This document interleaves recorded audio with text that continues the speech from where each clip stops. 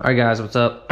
We got the Wagner Furno 500. This is the fancier one, rather than the little, $29 ones I usually use. As you can see, biggest difference, no switch. So you got to turn this on, and then you got to turn your setting up, your heat setting, and then you turn your heat. Biggest difference is when you push the power button, it goes into cool down mode, cools off that heating element, and then you gotta turn it off. I don't know if it's supposed to automatically do its thing or not, but we're gonna see how it goes on this Eclipse Cross. I've never tinted one of these, so we'll see what happens.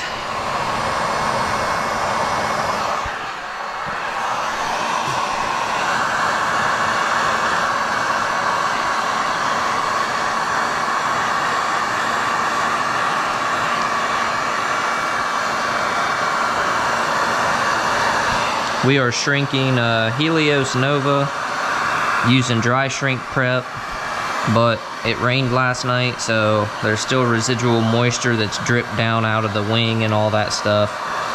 So that might cause us a little bit of trouble when we get to the top, but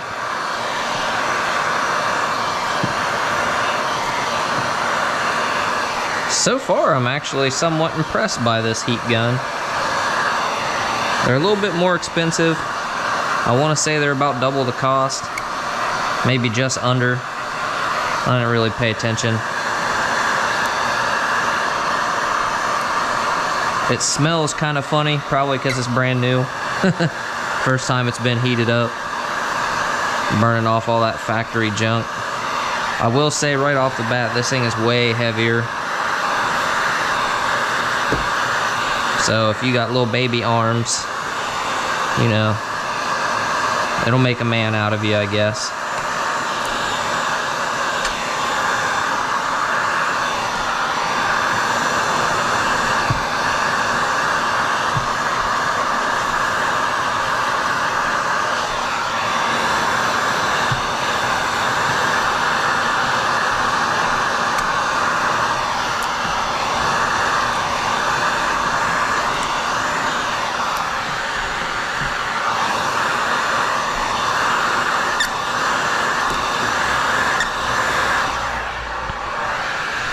So one little tip you can do, you have these spoilers in the way, you can cut on your defrost line, like pull your film down to like here, cut across this defrost line. Usually it gives you a pretty good indication of like the curve. I just kind of guess, I didn't, because I'm short, I can't really reach up there. Can't see, it's got a really weird angle to it, so I just kind of guessed, I guess pretty good.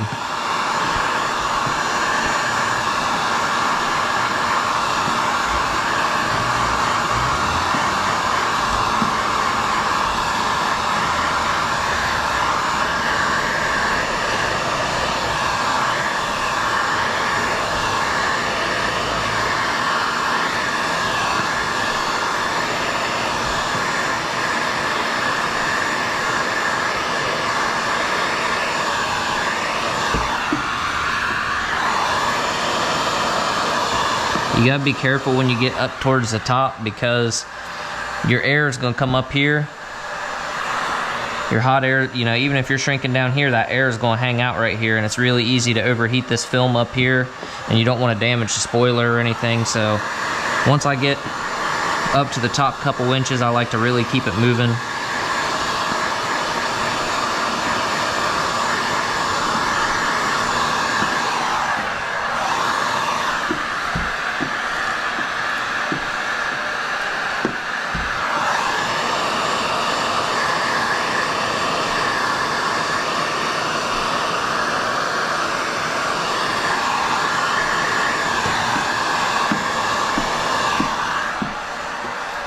This is where the moisture up here is going to start kind of coming into play. It's not going to shrink quite as easily as we would want it to, but a little bit of finesse will do just fine.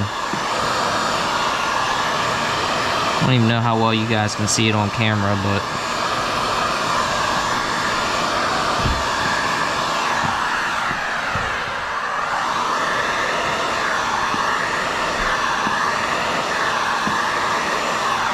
See, I kind of went at an angle, and that's to split up this big finger basically that was here, kind of split it up into some smaller fingers.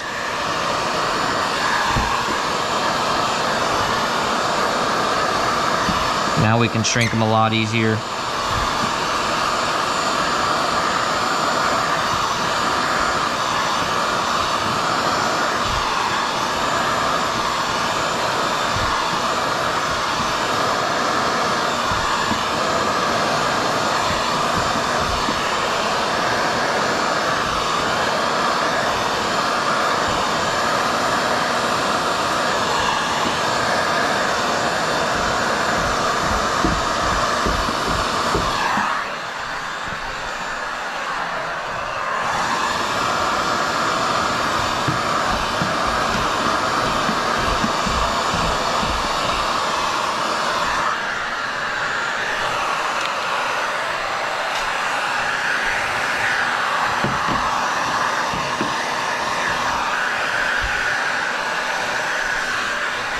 That's kind of interesting. It's on this cool down mode. It also has this different, it doesn't have the waffle iron deal. It's really different. We'll set that there for now. So we'll grab a light. I don't know if you can see. We got a little bit of something up here. We could probably come back and shrink that again, but that's actually really hot. The problem we're gonna run into is we're gonna push moisture up, right? Because there's junk running down out of this wing. So we're gonna sit here and heat this up, and then we're gonna push. Our hard card is gonna get stuck, and it's basically gonna keep letting moisture run in. So I don't wanna over shrink it or overheat it or anything. If that does cause us any problems on the inside, we can just address it there. I do have, you won't be able to see it from in here, but there's just a very slight light gap right here where I wasn't, overhung or whatever. All I'm going to do is I'm just going to cut it a little bit long on this bottom part. So then when we go to install it, we'll just shift it, 2 millimeters, and we'll be good. So I'm going to get some lights set up, cut this out. Let's see how this is doing. Oh, that's fine. I mean, you can see. So, I'm gonna see if this automatically turns off. I'm just gonna let it go. Now I don't have to worry about it melting my wall. But, yeah, I'm gonna get my lights set up. We'll cut this out. Alright, guys, so I got all this cut out. I wanna show you a little trick. You can see maybe I left myself some extra here to cover this little sliver right there. I want to show you a little trick. I know it can be complicated to cut these because, how you going to get your finger up in there. So what I do is I run a Sharpie, basically, and I try to follow the border. And so I'll show you how this works. I'm going to lift the film up.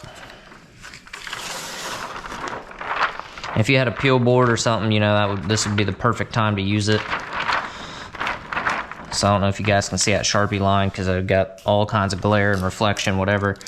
So we got our Sharpie line right here. And we know if we cut on the outside of it, then we are going to be golden. So that's pretty much what we're going to do. And we've got a little bobble right there. And this can pretty much just be as perfect as you want it to be. In our case, we're gonna be hiding it up in the trim and everything, so it's not really gonna be a big deal. Also, the heat gun did turn off by itself, which I thought was pretty cool. So now we're gonna turn it back on.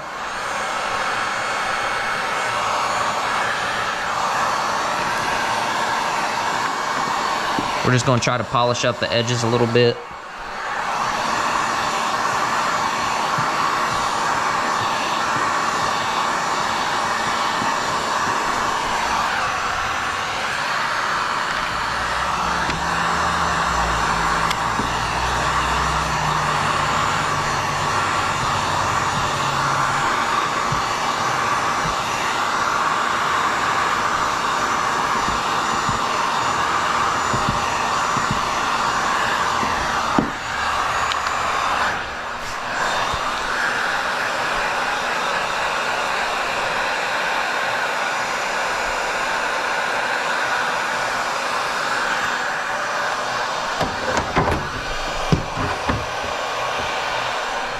That's freaking wild. So, alright. Let's go ahead and install this. Also, I took off the windshield wiper. Literally popped the plastic cover off. It's 10 millimeter bolt. When they're new like this, they're super easy to remove.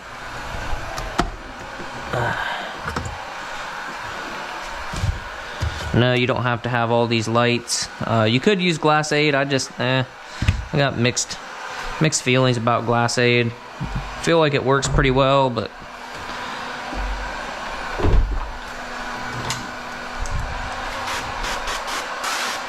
in the time it takes to install the Glass Aid, I feel like, you know, I can usually have a couple lights thrown in there and have it cut. And especially with the wing was really the deciding factor. If this was like a CRV or something that was a little bit easier, access to the top, I'd probably just went ahead and put Glass Aid down, but I didn't. I need to do some laundry. I always like to lay a towel right here on the edge just to protect if I bump up against anything or anything like that, you know. Like, just try to take care of customers' cars. And also, it works too when I put my hose down there.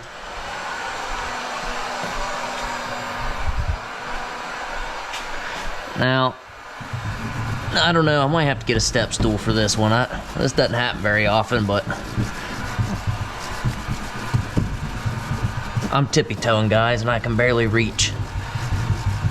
The annoying thing is, if I get like my project ladder, then I'll be way too tall.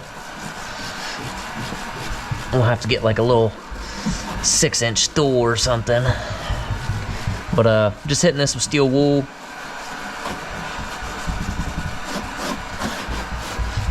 Just a SOS scrub pad. You can get them at Home Depot, Walmart, the dollar store, pretty much anywhere that sells dishes supplies.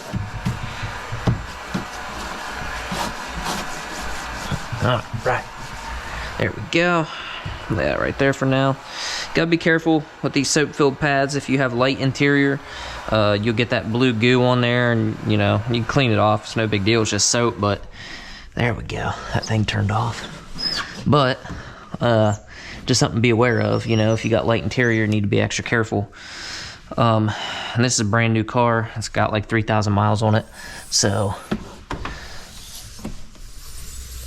a lot of people think that, you know, there's nothing on these defrosters. Well, these cars sometimes sit for weeks or months, and you know, depending on where they're built at, they're getting hot and cold, condensation, you know, that kind of thing. It does put a thin layer of rust on these defroster lines.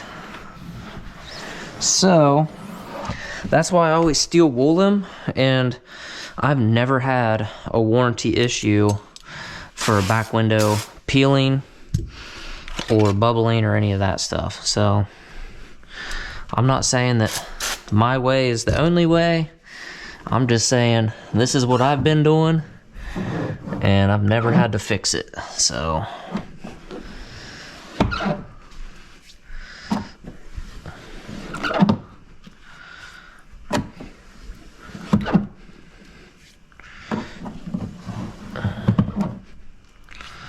missed a spot.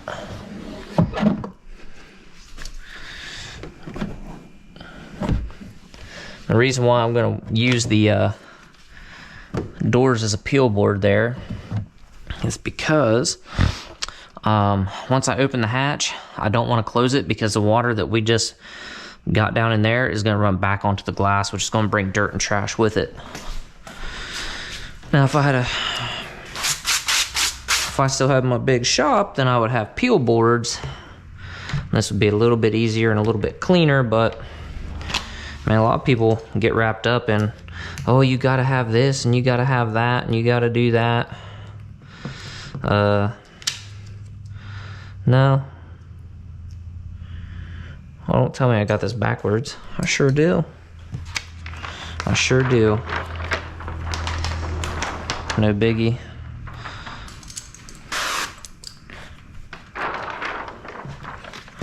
I like to not leave the hatch up like that. Like after I prep something, I don't like to leave it for any longer than I absolutely have to, but it's what we're gonna have to do for right now. So something else to keep in mind, I also don't spray the glass before I get over there.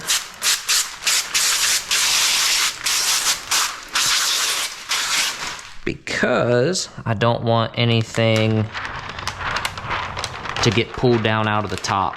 If you get, say you get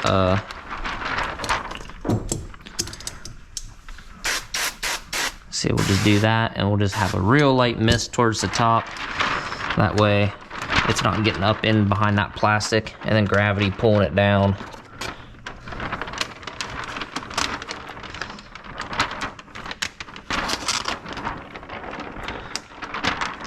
So then we'll just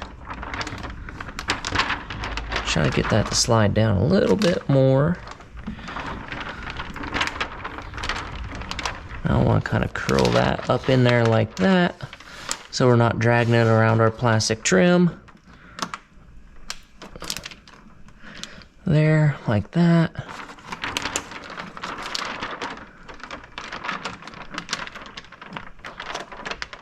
Just kind of tuck it ever so gently. And we're just, you probably can't even see it, but the edge of the film is touching the edge of the plastic. It's not, the adhesive is not touching the plastic. That's really the main concern. And we need to lift that up a little bit. There we go.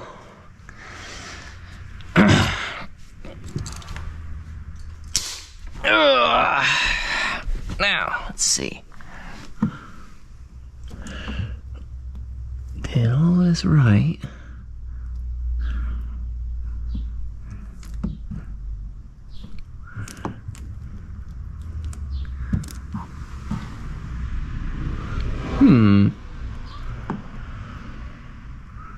There we go. I'm gonna say I knew that was that little spot we had a little trouble with.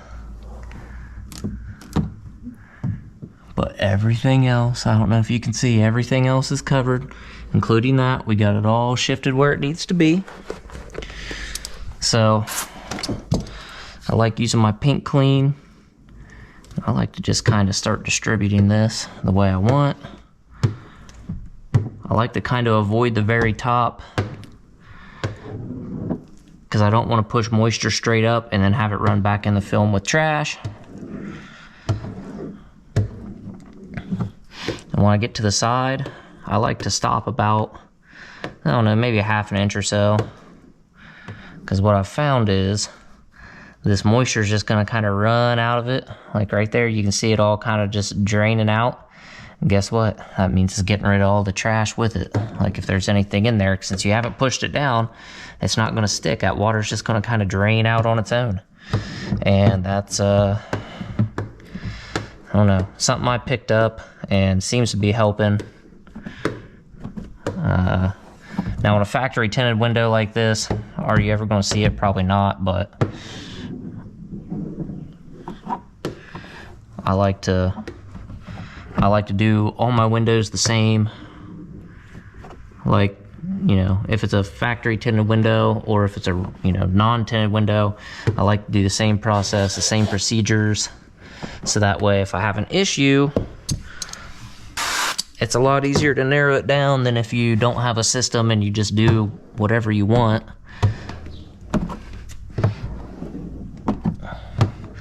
Like push down these defrosters, get rid of any air and moisture that might be trapped in there. This is a Fusion Hybrid. It's it's one of my favorite squeegees. Oh, my shins are on this bumper or whatever, so it's really uncomfortable. So we got right here, we got a little finger. I don't know if you guys can see it, and that's it.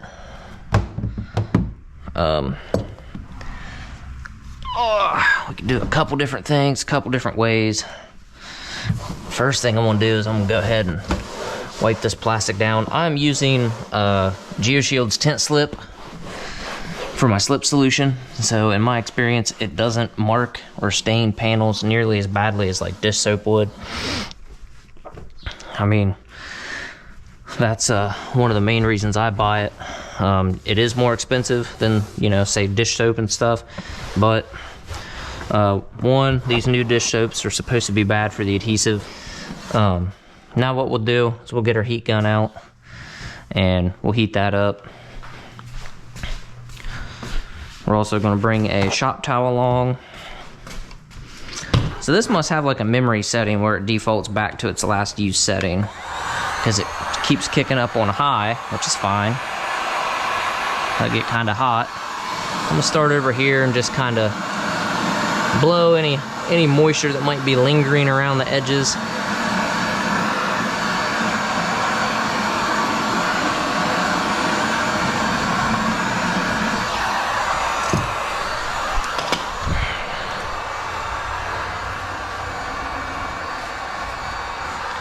Take our hard card here.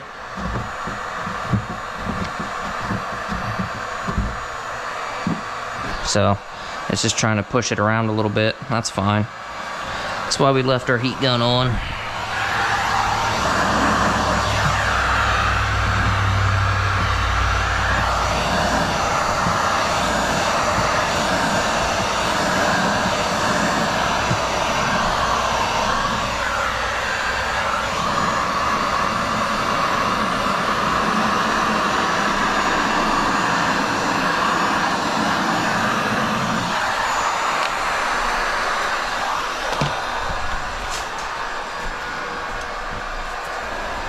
Oh,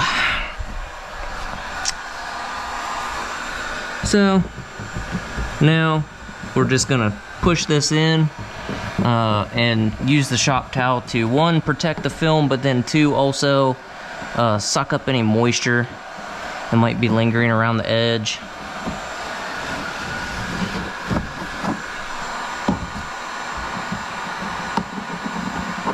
Got a little piece of shop towel there. And now that's done. And then what I like to do, guys, I know it looks like crap because you got your dry shrink prep smeared all over there. I like to just leave this for the same reason I stated earlier. If I shut the hatch, any moisture that's up here can run back down, and it could potentially run back down into my film.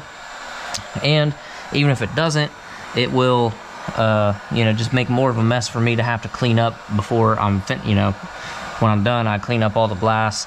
It's just gonna make more of a mess for me to deal with. Where if I just leave it open, it's gonna stay right there. You know, you just always wanna check your top side here. And then periodically as I do the rest of the vehicle, I might check on it. And then if anything pops up or whatever, super easy, pushed out, done. So that's how you tint your 2023 Eclipse Ralliart Cross Fancy Edition, whatever. I imagine it's the same back glass for everything else, but there you guys go.